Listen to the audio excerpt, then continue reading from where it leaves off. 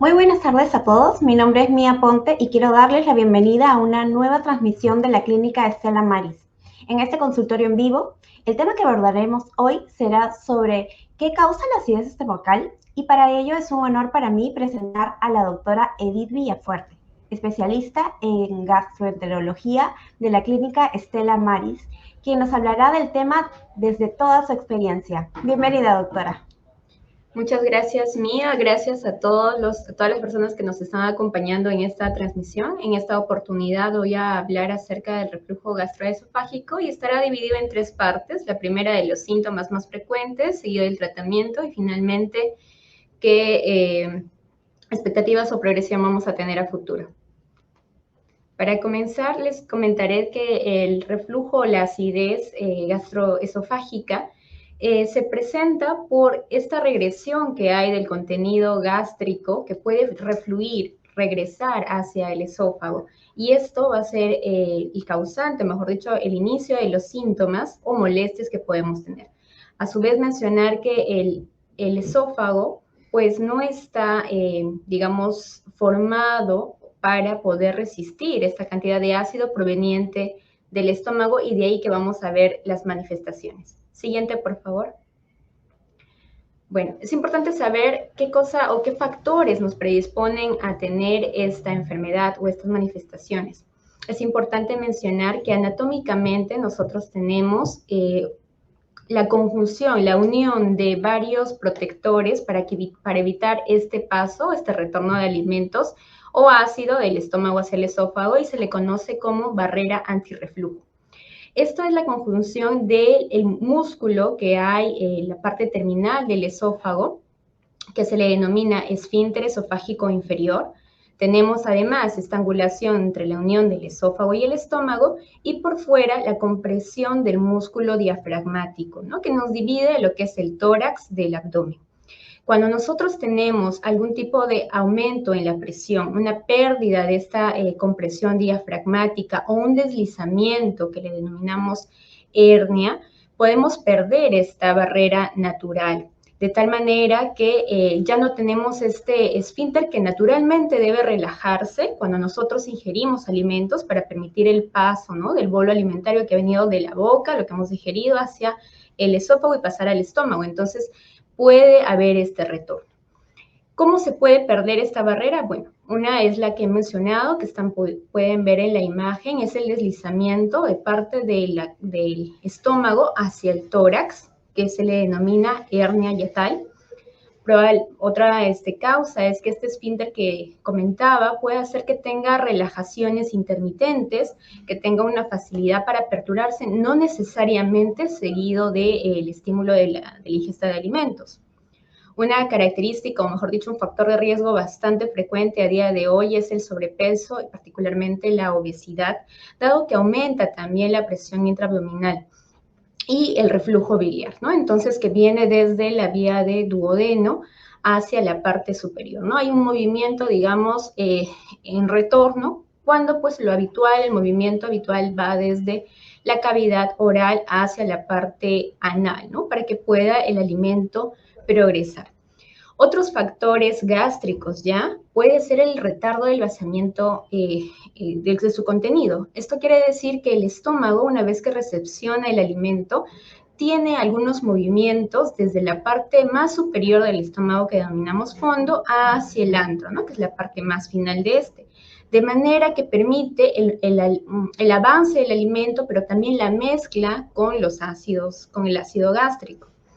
Pero cuando esto se retarda, cuando esto, digamos, se ve limitado en su velocidad, que habitualmente es más o menos 3 a 4 horas post ingesta de alimentos, hasta 6 podríamos observar que estos alimentos eventualmente podrían retornar.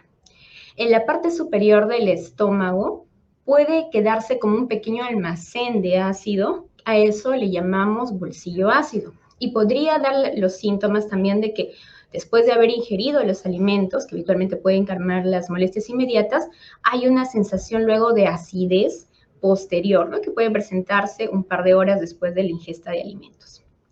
La secreción misma del estómago es poco probable que, digamos, empeore los síntomas del estómago, o sea, una causa como tal, porque en realidad es algo fisiológico, normal que nuestro estómago produzca ácido, incluso como barrera, y también nos ayuda para nuestra digestión.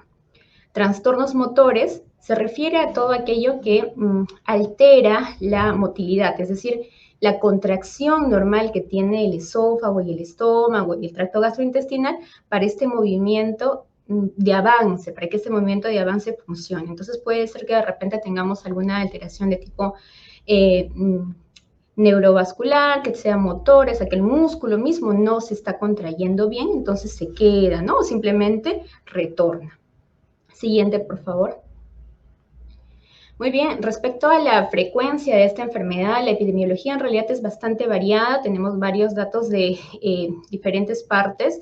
Podríamos decir que en general puede ir incluso desde el 11 al 31% en varios países de Latinoamérica, pero que en general también tenemos que esta enfermedad de esofagitis, o mejor dicho, enfermedad por reflujo, tiene algunas variantes. Hay unas variantes que nos presenta inflamación en el esófago, que le llamamos esofagitis como tal, otras donde vemos cambios crónicos, pero no nos está generando heridas o úlceras directamente, que le llamamos no erosiva, y otra forma ya más crónica que le denominamos esófago de Barrett. Entonces, de estas tres presentaciones, una de las más frecuentes puede ser la no erosiva, la que no tenemos heridas como tales. Las que tienen las heridas pueden estar en 35% de los casos, y de estos lo más frecuente es que sean leves. ¿Qué quiere decir esófago de Barrett? Es una enfermedad en la cual, brevemente para mencionar, nuestro esófago ha sido expuesto al ácido del estómago durante mucho tiempo, y esto ha hecho pues que se genere una inflamación local pequeña, pero como esto es recurrente en el tiempo, probablemente años de evolución, el mismo esófago crea un tipo de epitelio, de tejido distinto al original para poder protegerse de esta agresión del ácido. Entonces, se refiere, ¿no? Le decimos una metaplasia, que quiere decir un cambio del epitelio original por otro que le va a permitir protegerse. ¿Cuál es el problema? Que este tipo no pertenece originalmente, pues, este tipo de epitelio no pertenece originalmente al esófago, y además puede generar cambios displásicos. Es decir, podría quizás con los años tener algunas alteraciones que nos podría predisponer para cáncer. No quiere decir que todos los esófagos de Barrett nos van a producir. Hay algunas, variantes muy específicas, que lo comentaré posteriormente. Siguiente, por favor. Bien, los síntomas. Respecto a los síntomas, la manifestación más frecuente, vamos a llamarle como los síntomas esofágicos, y también tenemos otro que son los síntomas extraesofágicos. Dentro de los síntomas esofágicos lo vamos a experimentar como una molestia de tipo ardor, quemazón, que puede originarse, lo podemos sentir en la parte superior del abdomen, ¿no? Como la boca del abdomen, y que puede tener esta transmisión hacia la parte superior, de manera que la molestia se puede irradiar hacia el cuello, hacia la parte incluso óptica, pero siempre habitualmente como ardor. Regurgitación quiere decir que sentimos que el alimento que ya pasó está retornando, ¿no? Una regurgitación, que puede ser ácida, claro, porque está retornando con el ácido del estómago. Los síntomas extraesofágicos quiere decir que no necesariamente presentamos o somos, digamos, conscientes de esta molestia como tal, sino que de repente podemos tener otro tipo de dolor tipo retroesternal, ¿no? Dolor en el pecho, que siempre es importante además descartar algún tipo de patología cardiológica, porque nos interesa, pues, sobre todo en personas con factores de riesgo, descartarlo para tratamiento, porque puede variar naturalmente. Sin embargo, la dificultad para el paso de alimentos, que quiere decir que cuando pasamos sentimos que se queda atorado, se queda en digamos, en la parte más interna, la tos crónica, también la laringitis, casos de asma que no están yendo bien, casos de asma no controlado, erosiones dentales, sinusitis también que no responden. Entonces se manifiesta de forma, digamos, no necesariamente con los síntomas de ardor, sino de manera extraesofágica. Otras manifestaciones puede ser la sensación de dolor en la boca del estómago, sensación de llenura, sensación de náuseas, eructos de forma recurrente, que pueden estar también en forma de sobreposición con otras patologías. Siguiente, por favor. Respecto al diagnóstico, el diagnóstico habitualmente es de tipo clínico. Quiere decir que nos basamos mucho en lo que nos comenta en la historia clínica, los síntomas que acabamos de conversar, el tiempo de evolución y la respuesta a una terapia empírica que puede ser con protectores de estómago, como son los inhibidores de bomba de protones. Los más comunes, más conocidos son el omeprazol, esomeprazol, pantoprazol, entre otros, siempre y cuando nuestro paciente no tenga síntomas de alarma, ¿no? Entonces sí podemos utilizar una prueba terapéutica por un par, 2, 3 semanas y ver la evolución. Sin embargo, ¿cuáles son los síntomas de alarma, ¿no? Los signos de alarma. Signos de alarma puede ser que de repente sentimos que la comida se atora al pasar, ¿no? Eso le llamamos disfagia. El antecedente de tener anemia, más de 50 años, antecedentes familiares de cáncer, o que antes de repente no teníamos estas molestias y progresivamente están empezando, empeorando o no hay respuesta al tratamiento. Todo ello nos lleva al siguiente paso, que es la realización de una endoscopía digestiva alta. ¿Cuál es el objetivo? Bueno, el objetivo es verificar la indemnidad anatómica del tracto gastrointestinal superior.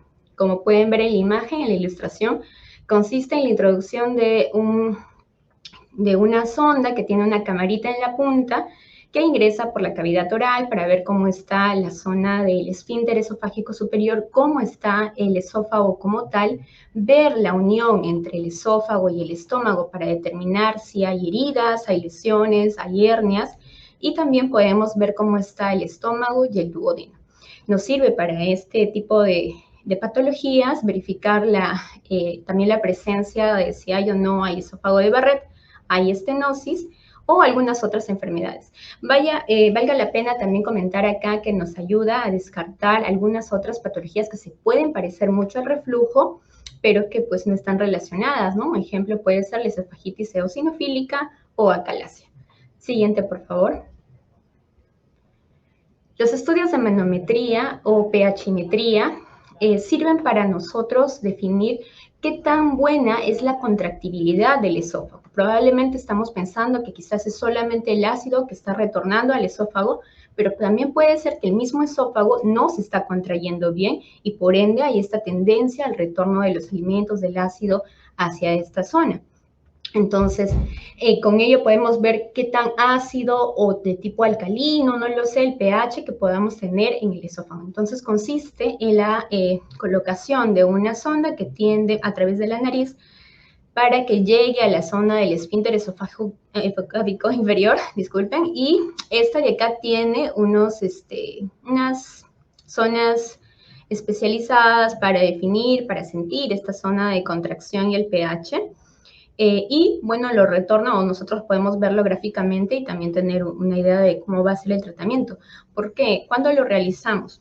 No lo realizamos en todos los casos, habitualmente vamos primero con el tratamiento que he mencionado previamente, pero cuando no estamos yendo bien o cuando de repente persiste el tratamiento, ya pasaron más de 3 meses, no hay una respuesta contundente o se está yendo a pensar en posibilidad de tratamiento quirúrgico, es importante definir esto porque va a cambiar la terapéutica. Entonces lo utilizamos cuando no estamos teniendo una evolución completamente favorable.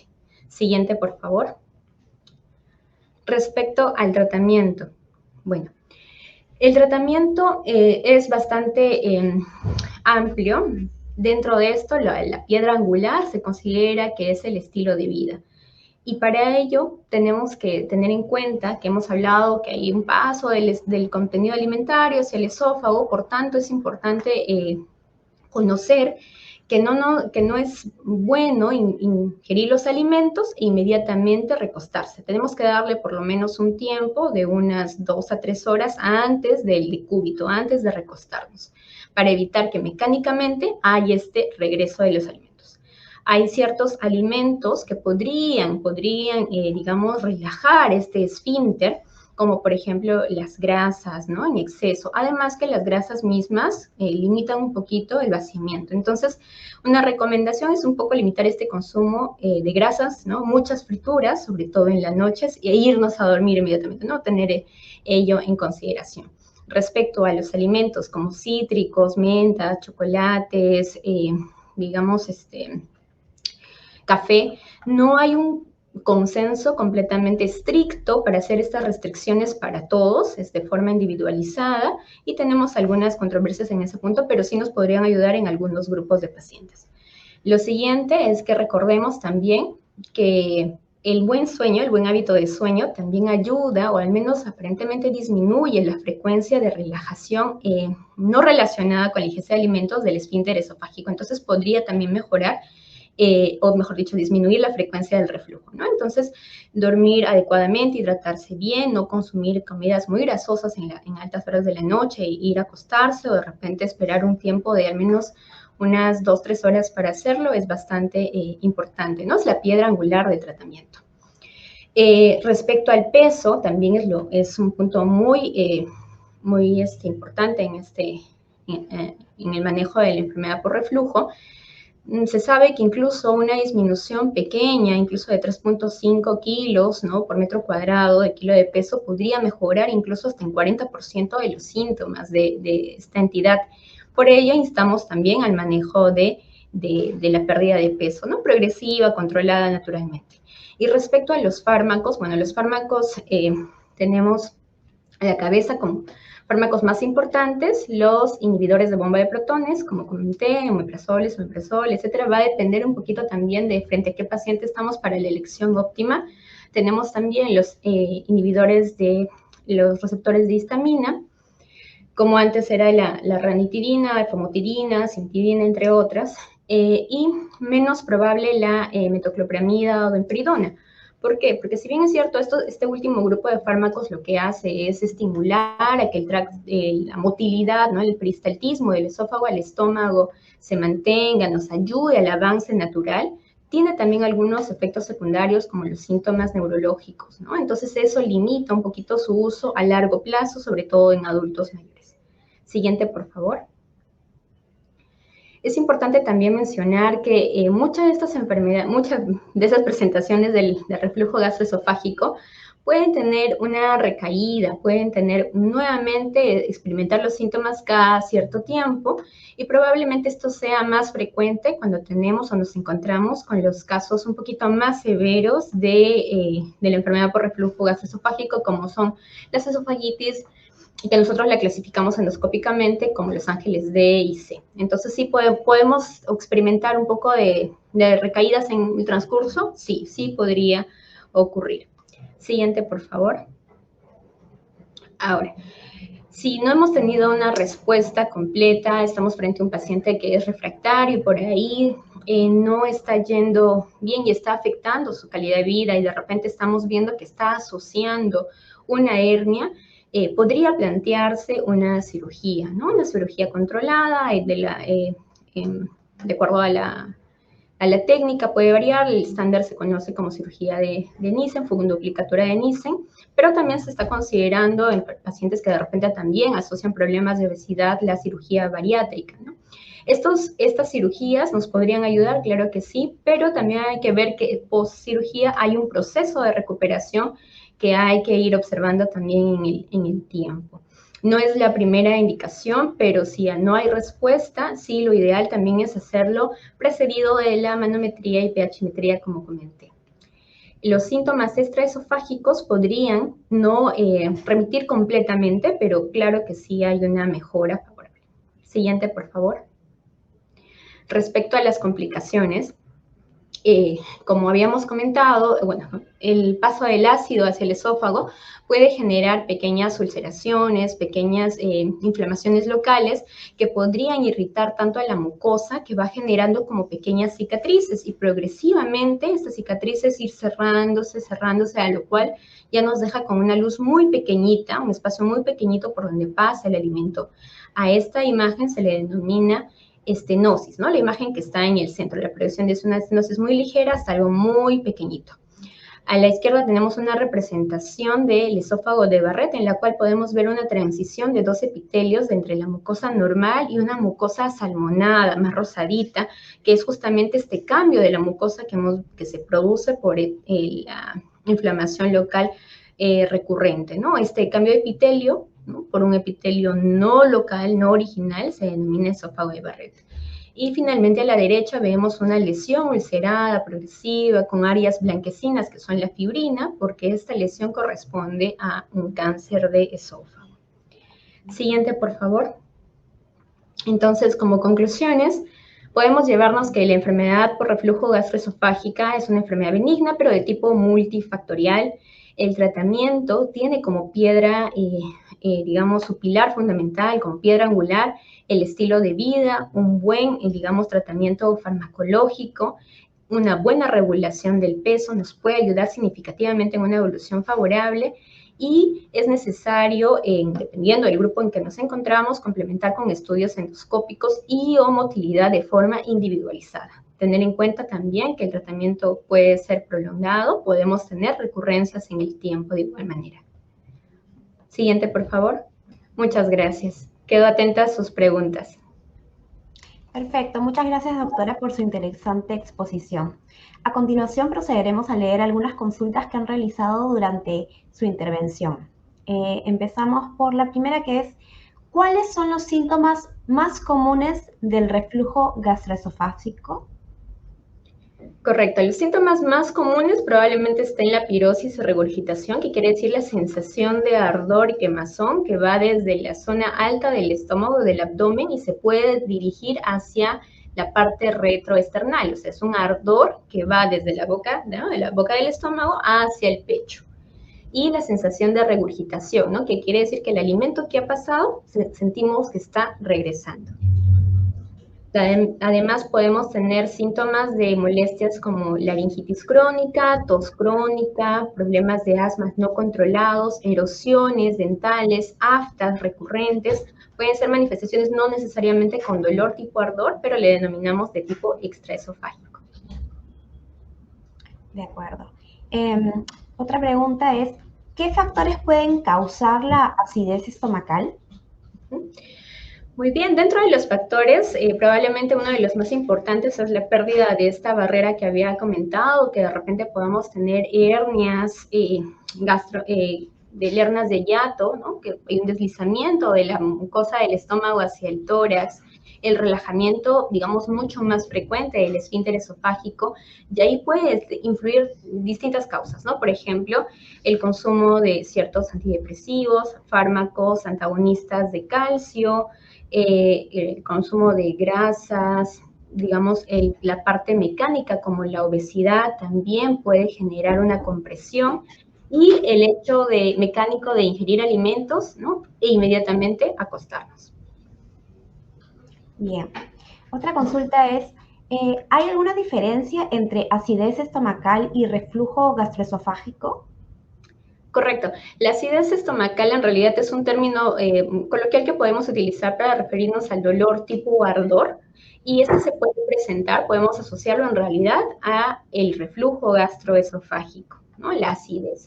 Ahora, esta misma sensación de ardor, de repente que no la sentimos, que se está moviendo hacia el esófago, que está retornando, podría estar localizado solo en la boca del estómago, podría estar presente también en otras patologías, como por ejemplo gastritis, ¿no? Entonces, pueden ser síntomas mixtos, podrían presentarse también, pero en realidad, cuando nos referimos a la acidez, podemos pensar más hacia enfermedad por reflujo.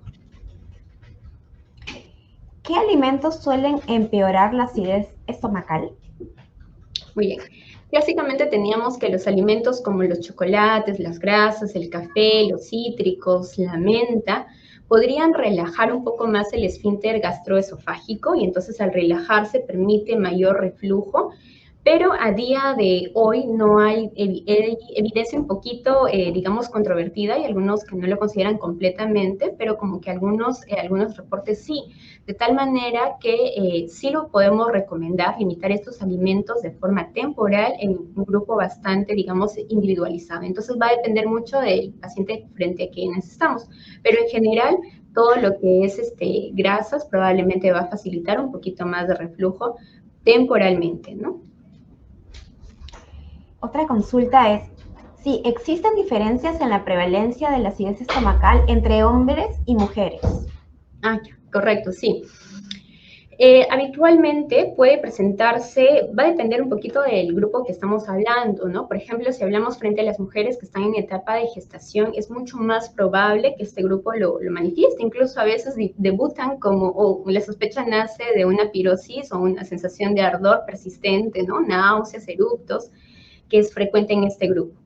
Pero también los hombres también pueden presentar estos síntomas y se ha visto que aunque tienen menos frecuencia los caballeros, pero también cuando al momento de hacer la endoscopía es más probable encontrar erosiones a nivel del esófago en comparación con las mujeres. Entonces, en realidad es bastante equiparable, va a depender un poquito más frecuencia en qué momento o etapa de la vida estamos, pero puede presentarse, digamos, en ambos grupos. Y los hombres de repente un poquito más de tipo erosivo. Otra consulta es sobre las complicaciones, ¿no? ¿Cuáles son las complicaciones a largo plazo de la acidez estomacal no tratada? Correcto. A largo plazo es, bueno, en lo que habíamos visto, que las heridas, estas lesiones, esta inflamación local puede hacer que se genere una fibrosis, como cicatrices en la unión del esófago con el estómago, y esto generar un cierre progresivo de la luz del esófago, del esfínter. Entonces, este cierre, esta pérdida de la luz se llama estenosis. Entonces, esta estenosis puede ser desde algo muy ligero, muy leve, hasta que de repente lo dejamos pasar con el tiempo y puede hacerse puntiforme, ¿no? Entonces, eso es prácticamente como un cierre del esófago y ya el alimento no va a poder pasar. Y lo detectamos o se manifiesta como disfagia. O sea, el alimento podía pasar, pero de un momento a otro, mejor dicho, progresivamente, ya no pasa. Lo otro es una inflamación en la adaptación del esófago a este ácido, que es el cambio de epitelio, ¿no? Que es la enfermedad de esófago de Barrett. Esófago de Barrett simplemente me dice, bueno, ha habido reflujo de mucho tiempo y me he adaptado a esto. Estas células nuevas, no locales, no originarias de esa zona, pueden simplemente estar presentes, pero lo que más nos preocupa o nos interesa es que no tengan áreas de displasia. La displasia es una etapa previa al desarrollo del cáncer, entonces tenemos displasias de bajo grado y de alto grado. Con los años podríamos desarrollar lesiones iniciales pequeñas y enfrentarnos también al cáncer, que es otra de las complicaciones de esta enfermedad, ¿no? Entonces, son los tres grupos o las tres, digamos, consecuencias o complicaciones, digamos, que podemos ver a largo plazo. Bien. Y un poco relacionada a la última pregunta, ¿no? ¿Cuándo se debe buscar atención médica para tratar la acidez estomacal persistente? Correcto. Justo esa pregunta me hace recordar de que tenemos un poquito de dificultad sabiendo la prevalencia exacta de esta enfermedad, porque resulta que a veces podemos tener los síntomas y no tener lesiones, o de repente no tener ningún síntoma y tener las lesiones, ¿no? Entonces lo que conocemos de los casos como tales es como la punta del iceberg de toda la población. Y por otro lado, resulta que como es muy fácil o, bueno, tenemos cierta accesibilidad a los fármacos de tipo omeprazol, esomeprazol, sin receta, pues también eso hace que tengamos una limitación en saber cuántos pacientes en realidad van a tener. Entonces, ¿cuándo tenemos que acudir? Definitivamente cuando tenemos síntomas de alarma, ¿no? Cuando tenemos persistencia en las molestias, cuando hay por ahí anemia, cuando se asocia a disfagia, ¿no? Cuando se nos atora la comida, cuando hay odinofagia, es decir, paso y me duele los alimentos, ¿no? Me duele el pasaje de los alimentos, tengo más de 45, 50 años, o he tenido antecedentes familiares de cáncer. Definitivamente son el grupo de mayor riesgo y tenemos que evaluarlos. Y el resto de pacientes podrían ser manejados también en la parte con los colegas de medicina interna, medicina en otras especialidades, porque es bastante común verlo, ¿no? Y podemos, si no hay signos de alarma, iniciar un tratamiento sintomático un tiempo y ver la evolución. Bien, y para cerrar, la última pregunta es, ¿con qué otro problema de salud está relacionada la acidez estomacal? Ya. Siempre nos interesa saber en la enfermedad de acidez o de reflujo gastroesofágico es la evolución, como había comentado, que el mismo esófago no tenga alteraciones en la motilidad. Es decir, yo, bueno, he comentado mucho que de repente es solamente el ácido que está regresando, pero puede ser que el mismo esófago no se está contrayendo bien, ¿no? Problemas como acalasia, por ejemplo. Hay otras variantes que es la esofagitis eosinofílica, en la cual puede simular una enfermedad por reflujo, pero en realidad el contexto es autoinmune. De repente tenemos alteraciones en la motilidad propia del estómago, que le denominamos gastroparesias, y más frecuente aún la presencia de las hernias hiatales. Algunas alteraciones en la unión del esófago con el estómago como tal, podrían ser las causas o digamos las enfermedades que podrían estar siendo simuladoras del reflujo, ¿no? Y a veces los tratamos, pero hay mucha tendencia a la recurrencia. Entonces eso en realidad ya lo vemos, lo valoramos de acuerdo a cómo va nuestro paciente, cómo estamos evolucionando, pues si estamos haciendo todos los esfuerzos, está recibiendo su tratamiento y no mejora, definitivamente puede haber otro trasfondo. Perfecto, doctora. Esta ha sido la transmisión de hoy. Queremos agradecer a la doctora Edith Villafuerte por acompañarnos. Gracias Mía, gracias a todos los que nos han acompañado por la invitación y cualquier duda, cualquier consulta, ya saben, pueden agendar una cita con gastroenterología en la Clínica Estela Maris. Muchas gracias. Exacto, recuerden que para más información pueden agendar una cita con la doctora Villafuerte y con nuestro staff médico ingresando a nuestra nueva web de citas que está en la pantalla. Nos vemos hasta una próxima oportunidad.